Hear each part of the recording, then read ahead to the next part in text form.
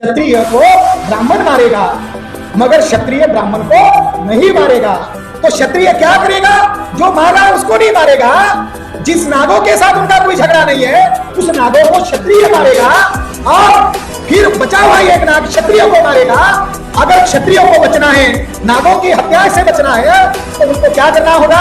पुरुष में यज्ञ करना होगा। और ये पुरुष में यज्ञ यानी नाग बलि यज्ञ। ये नाग बलि यज्ञ नेपाल में किया जाता है और महाराष्ट्र में त्र्यंबकेश्वर में किया जाता है। ये नाग बलि यज्ञ करने की परंपरा में नाग का बलि लेने वाला भी क्षत्रिय होता है और जिसकी बलि दी जा रही है वो भी नाग क्षत्रिय होता है। इसमें दोनों तरफ से क्षत्रिय मारे जाते हैं। ये संदेश महाभारत देना को डर सता रहा है। जिसने पाप किया होता है उसी को डर सताता है।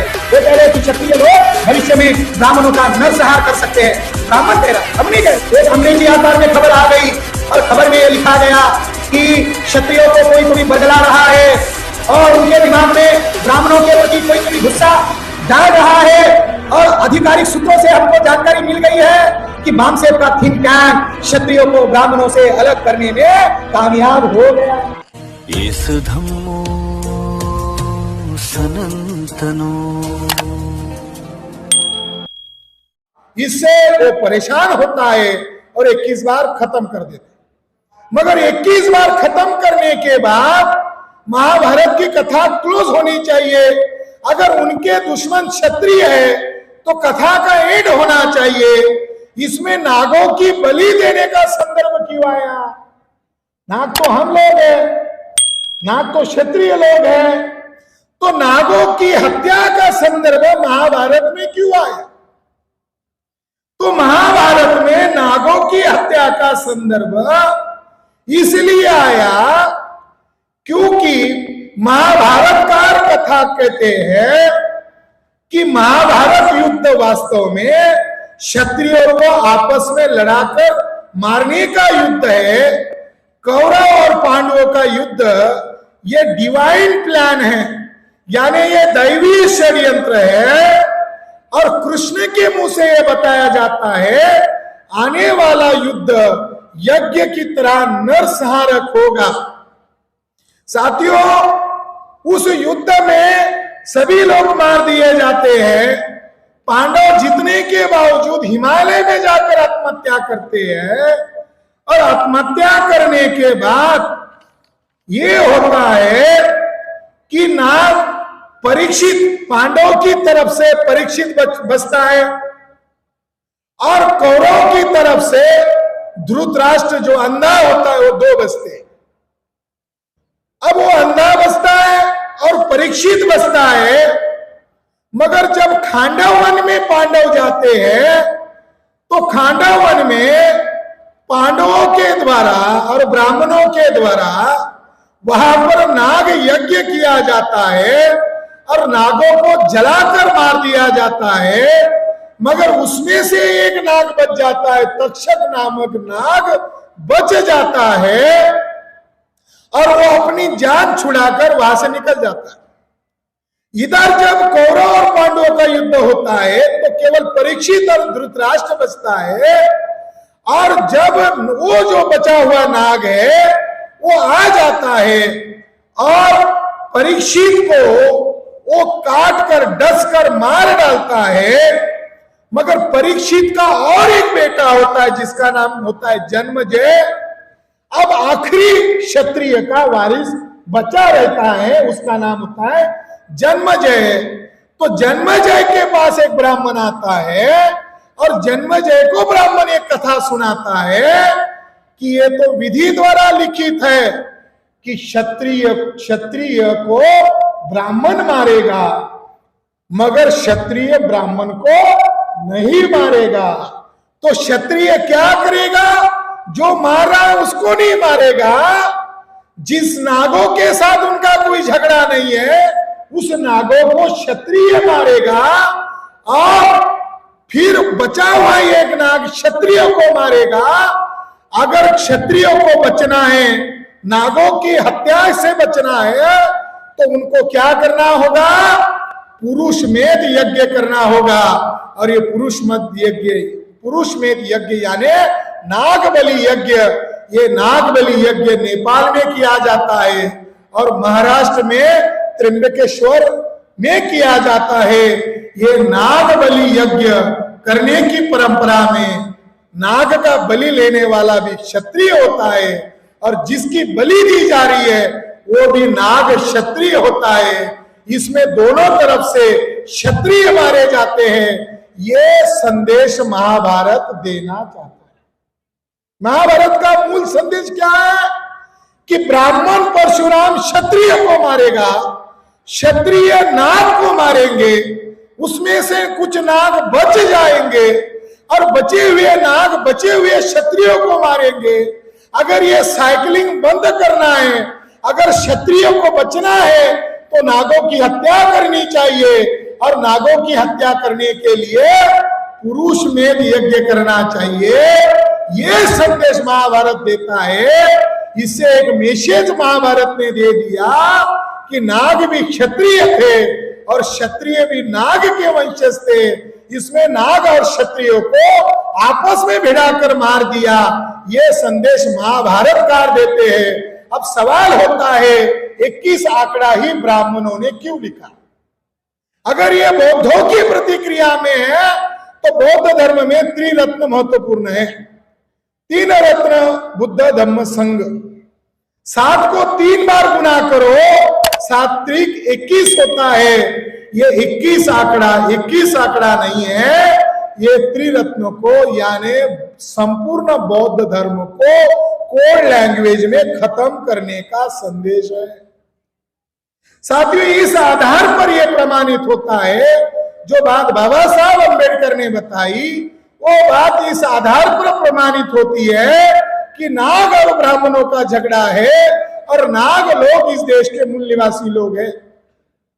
जब बुद्ध का महापरिनिर्वाण होता है और उसकी अस्थियां अलग अलग खत्तीय गणों को दी जाती है तो खत्तीय लोग कहते हैं कि बुद्ध भी खत्तीय थे, हम उनके खत्तीय बंधु हैं, तो बुद्ध की अस्थि के हकदार हम भी हैं। खत्तीय शब्द संस्कृत साहित्य में नहीं मिलता। खत्तीय शब्द केवल और केवल पाली साहित्य में मिलता है और खत्तीय शब्द का संस्कृत रूपांतर क्षत्रिय शब्द है। खत्तीय अथवा क्षत्रिय शब्द के ऊपर ब्राह्मणों का दावा नहीं हो सकता। अगर ब्राह्मणों का दावा है तो ऋग्वेद में जो 10वें कांड में जो उन्होंने लिखा है, जो उन्होंने वर्ण व्यवस्था का बखान किया है, पुरुष सूक्त, उसके अंदर क्षत्रिय शब्द नहीं आया है। उसके अंदर आया है ब्रह्मा के मुंह से ब्राह्मण पैदा हुआ और ब्रह्मा के बाहु से क्षत्रिय नहीं। ये हम अनुवाद पढ़ते हैं, मूल संस्कृत में लिखा है राजन्य पैदा हुए, क्षत्रिय पैदा हुए। अगर ब्राह्मणों के पास क्षत्रिय शब्द होता या ब्राह्मणों के द्वारा वो निर्मित शब्द होता तो ऋग्वेद में क्षत्रिय शब्द आता। क्षत्रिय शब्द का ओरिजिन अवैदिक है। क्षत्रिय शब्द भी मूल निवासी लोगों का शब्द है, उसका ब्राह्मणों के साथ दूर दूर का संबंध नहीं है। साथियों, मैंने 2 सवाल खड़े किए थे, उन 2 सवालों के जवाब देकर मेरी वाणी को मैं यहां खत्म करूंगा। आज हम लोग क्षत्रियों के संबंध में चर्चा क्यों कर रहे हैं या इसके संबंध में अभी देश दुनिया के क्षत्रिय लोग सुन रहे हैं, पार्टिसिपेट हो रहे हैं। यहाँ भी ढेर सारे क्षत्रिय राजपूत लोग उपस्थित हैं। उनके द्वारा ही हमको पता चला कि उत्तर प्रदेश में जिसके ऊपर एफआईआर तक दर्ज नहीं है वो राजपूत और क्षत्रियों का पढ़ा लिखा नौजवान है, मगर उत्तर प्रदेश के कानपुर सिटी के अंदर पुलिस थाने में ले जाकर उसको एसिड डालकर 3rd डिग्री का इस्तेमाल कर एक राजपूत युवा की हत्या उधर उत्तर प्रदेश में कर दी जाती, जबकि एक राजपूत यहाँ का सीएम है, उसका आवरण योगी आदित्यनाथ है, मगर वो भी एक राजपूत है। राजपूत की सत्ता होने के बावजूद राजपूत की हत्या क्यों हो रही है? बल्कि मुझे यह डाउट लग रहा है इसके पहले दुबे नामक ब्राह्मण को योगी आदित्यनाथ ने एनकाउंटर करके मारा था। इससे ब्राह्मण लोग बहुत खफा हो गए। अब योगी आदित्यनाथ के ऊपर मोहन भागवत का शायद डंडा पड़ गया, तो इक्वल करना चाहते हैं। तुमने हमारे गुंडे ब्राह्मण को मारा, तो हम तुम्हारे अच्छे पढ़े लिखे राजपूत को मारेंगे, मामला इक्वल कर देंगे, तुम कुछ मत करना। और योगी आदित्यनाथ चुप है। साथियों, राजपूतों की उत्तर प्रदेश में खुलेआम हत्या की जा रही है। मुझे यह जानकारी राजपूत लोगों ने बताई, 60 क्षत्रिय परिवारों को राजस्थान में जलाकर मार दिया गया है। कितनी बड़ी घोर हत्याकांड हो रहे हैं। और मुझे जानकारी यहां तक मिली कि क्षत्रिय लोगों ने, युवा लोगों ने सोशल मीडिया पर ट्रेंड चलाया, Kshatriya are not Hindutva, Kshatriya against RSS, ये ट्रेंड चलाया। इससे इतना दहशत पैदा हो गई ब्राह्मणों में। एक अंग्रेजी अखबार में खबर आ गई और खबर में ये लिखा गया कि क्षत्रियों को कोई तो भी बरगला रहा है और उनके दिमाग में ब्राह्मणों के प्रति कोई तो भी गुस्सा डाल रहा है। और आधिकारिक सूत्रों से हमको जानकारी मिल गई है कि बामसेब का थिंक टैंक क्षत्रियों को ब्राह्मणों से अलग करने में कामयाब हो गया है। खबर आई, ब्राह्मणों ने खबर में छापा कि क्षत्रिय अचानक ब्राह्मणों के खिलाफ क्यों हो गए, जबकि ब्राह्मण उनकी दलीलों का जवाब नहीं दे रहे। तो ब्राह्मण ने, पत्रकार ने आगे मिर्च मसाला डालकर यह लिखा, अगर क्षत्रियों को बामसेब की तरफ जाने से नहीं रोका गया, हे ब्राह्मणों, तुम लोगों ने क्षत्रियों के खिलाफ बहुत कांड किए हैं, क्षत्रिय जग जाएंगे और क्षत्रिय हो सकता है ब्राह्मण जिनोसाइड कर सकते हैं। हम नहीं करे, ब्राह्मणों को डर सता रहा है। जिसने पाप किया होता है उसी को डर सताता है। वो कह रहे हैं कि क्षत्रिय लोग भविष्य में ब्राह्मणों का नरसंहार कर सकते हैं। ब्राह्मण कह रहा है, हम नहीं कह रहे। जिसने पाप किया वो डर रहा है। साथियों, इससे पहली प्रतिक्रिया आ गई कि वर्तमान युवा क्षत्रिय लोग सोच रहे हैं। मुझे खुशी हो रही है, जयचंद बौद्ध राजा था, उसकी मां कुमार देवी, इसने ही बौद्ध विहार बनाया और उस कुमार देवी के द्वारा 12वीं शताब्दी में बनाया गया जो बौद्ध विहार है, उसके ऊपर ही आज वर्तमान में राम मंदिर बनाया जा रहा है। इसके लिए ऐतिहासिक तथ्य के आधार पर यह सिद्ध हो चुका है कि वर्तमान राम मंदिर, कुमार देवी जो गढ़वाल रानी थी, उसके द्वारा जो विहार बनाया गया, इसके ऊपर मंदिर बनाया जा रहा है।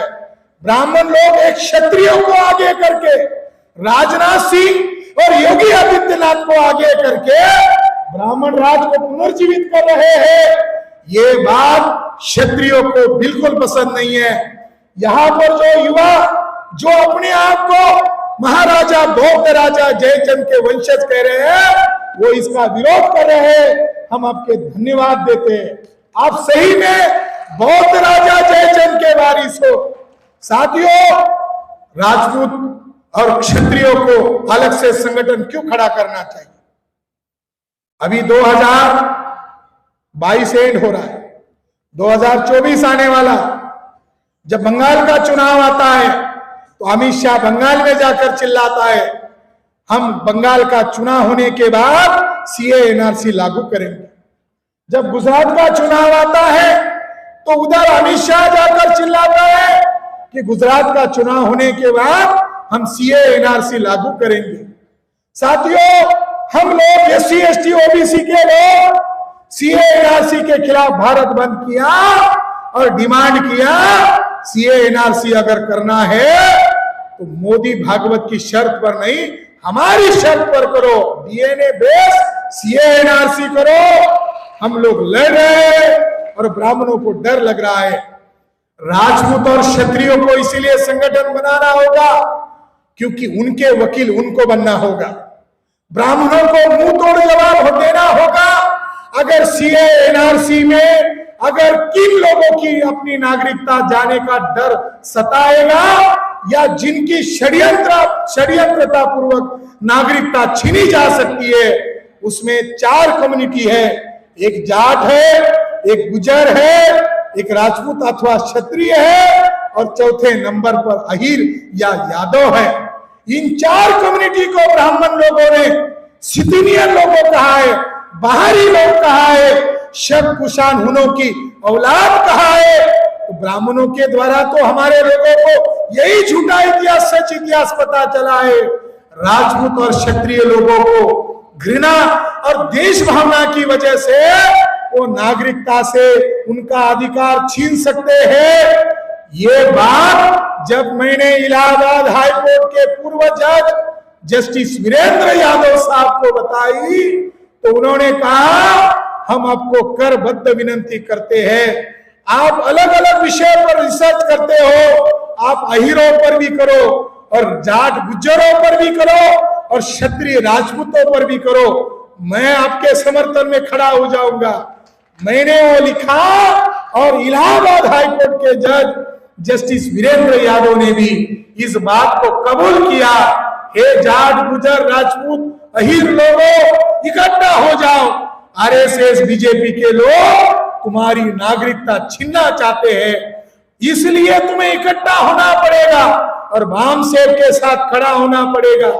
मैं तो कहना चाहता हूं अगर क्षत्रिय और राजपूत लोग अलग से अपना राष्ट्रीय मंच बनाते हैं तो हम लोग उनका समर्थन करेंगे क्योंकि लड़ाई ब्राह्मणों से करनी है, हम उसके भुक्तभोगी है। हम लोगों ने उनके साथ लड़ाई लड़ी और आज भी उनके सामने घुटने नहीं टेके हैं, आज भी उनके साथ लड़ाई लड़ रहे हैं। और 6 अक्टूबर को हमने उन विदेशी ब्राह्मणों को दिखाया, नागपुर में जाकर हमने उनको हराया और उनकी नाक रगड़ कर बताया हम नागों की औलाद है, हमारा और तुम्हारी लड़ाई होकर रहेगी। आज राजपूत और क्षत्रिय लोग सबसे ज्यादा प्रताड़ित है, उनकी कोई खबर नहीं बन रही है और वो लोग अपना संबंध सम्राट अशोक बुद्ध के साथ, गढ़वाल राजा जयचंद के साथ, कुमार देवी के साथ, शिवाजी महाराज के साथ, महाराणा प्रताप के साथ अगर जोड़कर अपनी विरासत को जानना और समझना चाहते हैं तो मैं माननीय वामन मेश्राम साहब को भी विनंती करना चाहता हूं कि क्षत्रिय लोग अगर इसकी पहल नहीं करती है तो ऐसे युवा और सूझबूझ वाले लोग और रॉयल डायनेस्टी के लोग हमारे साथ आकर कह रहे हम लोग अगर भामसेब भी हमारा राजपूत और क्षत्रियों का संगठन बनाता है तो हमारी भी हिस्सेदारी होगी। मूल निवासी बहुजनों को आजाद करने के लिए राजपूत और क्षत्रियों की भी हिस्सेदारी होगी। साथियों, ये बात तो स्पष्ट हो चुकी है, राजपूत और क्षत्रिय मूल निवासी है, वो नाग क्षत्रिय है। एससी एसटी ओबीसी लोग भी नाग लोगों की संतान है, तो सभी नाग लोगों को इकट्ठा कर ये आजादी का आंदोलन माननीय वामन मेश्राम साहब के नेतृत्व में अंजाम तक लाना होगा, रिजल्ट निकालना होगा और जल्द से जल्द हम भारत को इन विदेशी यूरेशियन ब्राह्मणों से आजाद करेंगे। और इसके लिए क्षत्रिय लोग, मूल निवासी क्षत्रिय लोग साथ सहयोग दे रहे हैं। इसलिए आज का इतिहास, आज एक महत्वपूर्ण इतिहास लिखा जा रहा है कि क्षत्रिय लोग अपनी परंपराओं को जान रहे हैं और इस परंपरा के साथ अपना नाता जोड़ रहे हैं। और मैं माननीय वामन मेश्राम साहब को कोटि कोटि धन्यवाद देना चाहता हूं कि क्षत्रियों का विषय रखा और क्षत्रियों के लिए मंच उपलब्ध करा दिया। बहुत बहुत धन्यवाद। जय मूल निवासी।